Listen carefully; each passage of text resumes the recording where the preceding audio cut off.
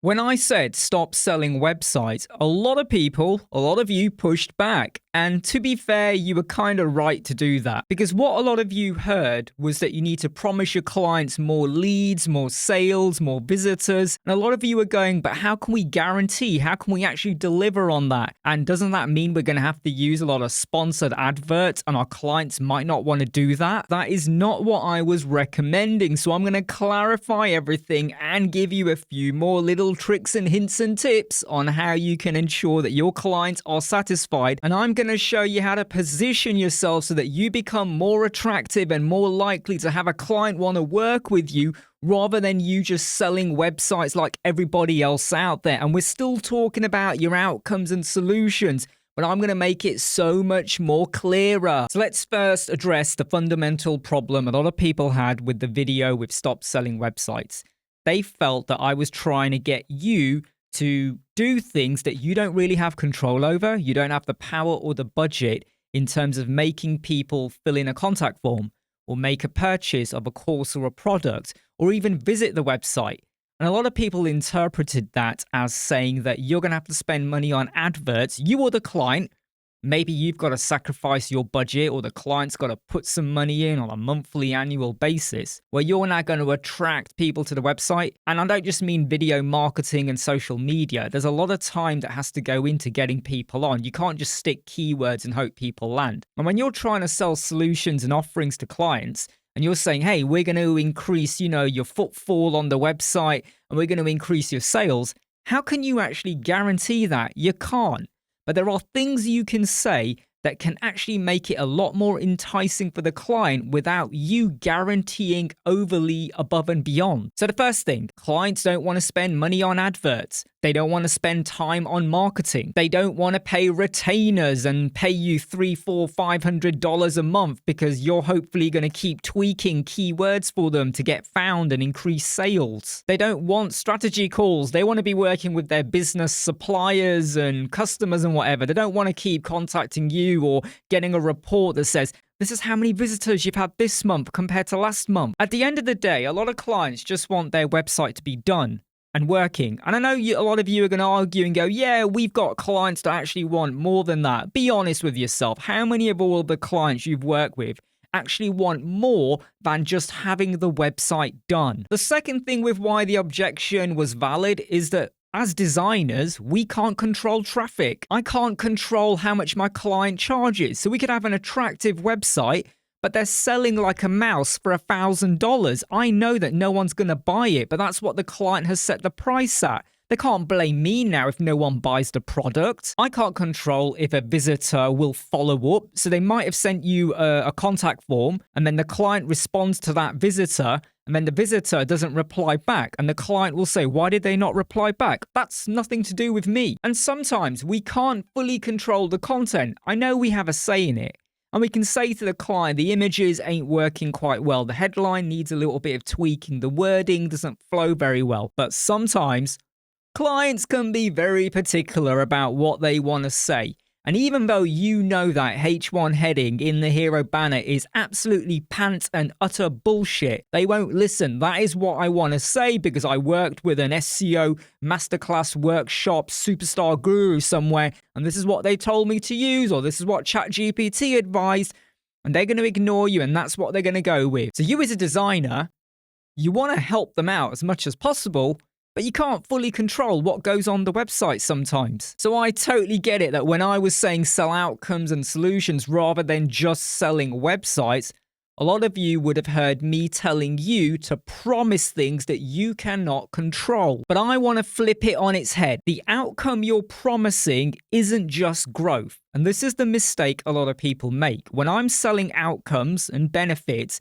it isn't just growth. I want to talk to you about a different type of outcome that does not require adverts or mass marketing. It doesn't even require ongoing spend by the client. Now, you as a designer are going to go, well, that's not great. I want to earn more. Well, you could do if you form a partnership with them. But the client is going to feel a whole lot more secure when you pivot to what I'm about to tell you. This is what you need to do. You need to reposition websites from creating demand to stop losing the existing demand. I will say it again. Forget getting demand. You need to focus on not losing what's already there. So stop saying that this website is going to get more traffic. This website is going to get more sales. What you need to say is that this website is going to stop working against you. This website is going to avoid confusion, hesitation, and drop-offs. What you need to channel with the client when you're having your discovery call is that hopefully their business already has some demand somewhere. Maybe people are searching for their business name or their particular service. Maybe they're a local or an international company. Maybe there's word of mouth. Maybe there's a bit of referrals. Maybe they've got good testimonials, or they're part of a Facebook group, or they have their own Facebook Insta profile. They're the kind of client that is not just relying on like online awareness. They have offline awareness as well. People out there know about them. People know what they do. And when you package all of that together in the fact that there is already some existing demand, what a lot of websites and web designers do is they ignore that.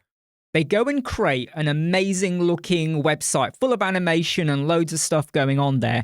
And what they're doing is disrespecting the existing demand. Rather than inventing brand new traffic, you need to respect the traffic that you have. That's already coming. That's already been sent there. Again, I want to go back to the statement I made earlier. Stop saying this website is going to get you more traffic and more leads. What you should be saying is right now, people are finding you, but your website isn't helping them to decide. Imagine you're a business and someone has just said that to you. I'm not promising you a brand new amazing website, even though we want to build you a website, but I'm letting you know that people are coming.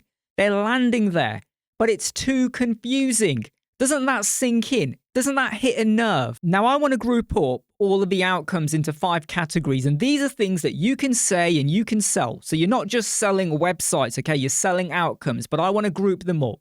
And this was the crux and the basis of this entire video, really, just to make it easier for you in terms of what you need to say and do on discovery calls, email marketing, or when you're out and about. The first one is clarity outcomes. You need to help visitors understand what this business actually does, who it's for, and whether it's right for them. Because this is where a lot of websites fail. So the hero banner, the top of the website, even the meta title and meta descriptions, are you making clear about who this website serves or the services that you as a client offer back to the visitors? And that's what you need to be saying to the client.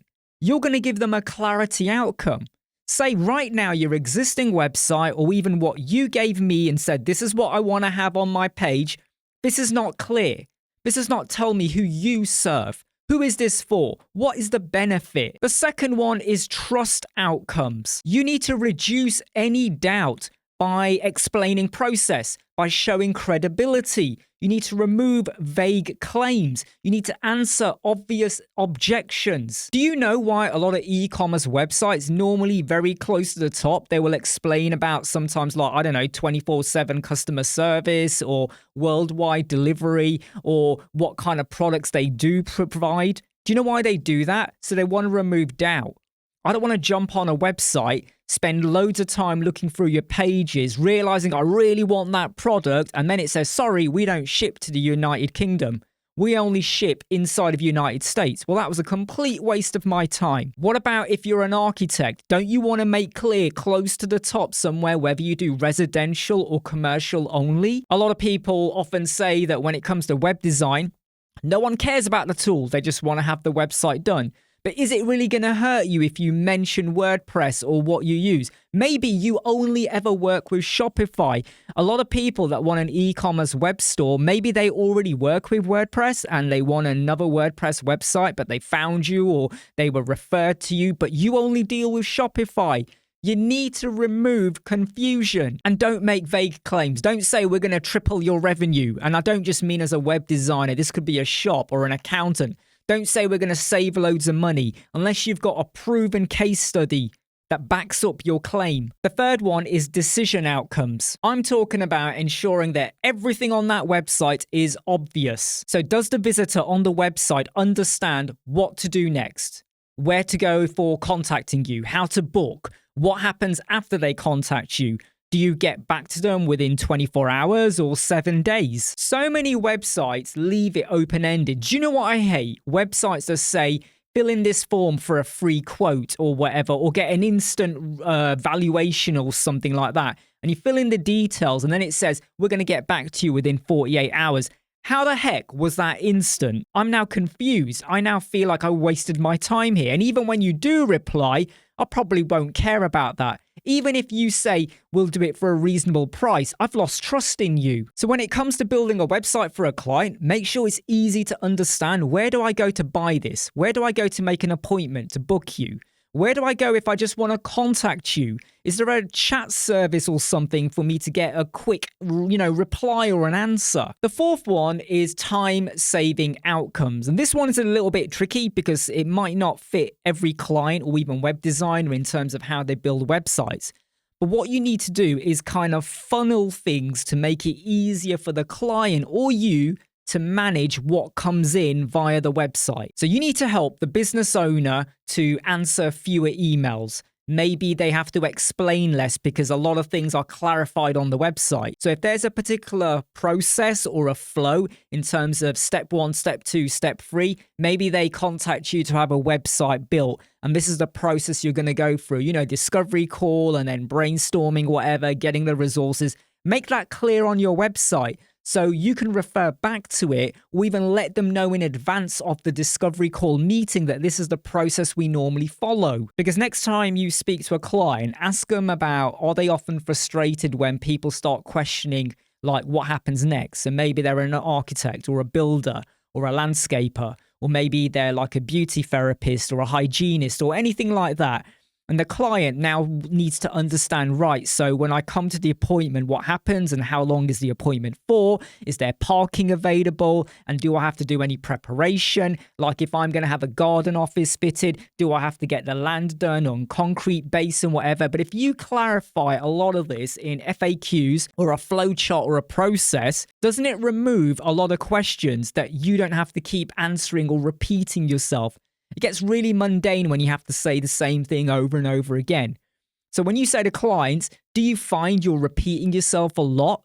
Well, how about we explain that as a page or an FAQ? The client's going to go, that's a great idea. That's going to save me time. And the fifth outcome you really need to consider is plugging the leaks. You are going to have so many visitors leaving a website because you got confusing navigation, the contact details were buried.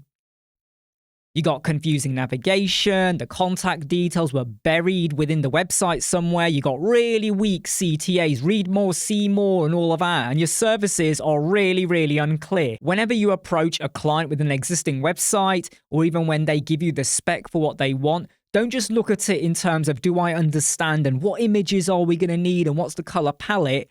Do you feel like the CTAs are strong? Do we know where the contact details are? Are the contact details sufficient? You got to put your thinking hat on, because when you start to respond back to the client with questions like this, they're suddenly going to realize that you are thinking above and beyond what they would normally get from other services out there where people just go, yeah, I'll build your website for you, because they're now going to remember that you actually went deeper. You were thinking more about what's good for them and their business. Remember, you can't control traffic, so stop selling growth. You need to be selling clarity and trust and decision making. Just make sure you promise the client that the website will no longer sabotage their business. And you can reassure clients by saying, I'm not here to sell you adverts and marketing. You just want to say that when someone finds you or looks up your website is going to help them to decide, because that's the key word. Decide, decision making. When you purchase something, you've decided to buy it. When you fill in a contact form, you've decided to contact them.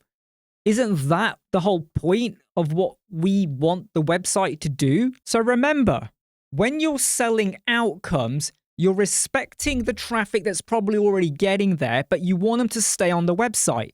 So if you remove confusion and ambiguity, and you make it clear where they need to go or what you do, there's a higher chance they're going to stick around and hopefully buy something. Your clients will love you for that. So stop selling websites and start making it better for visitors and the clients without losing the demand that's already there.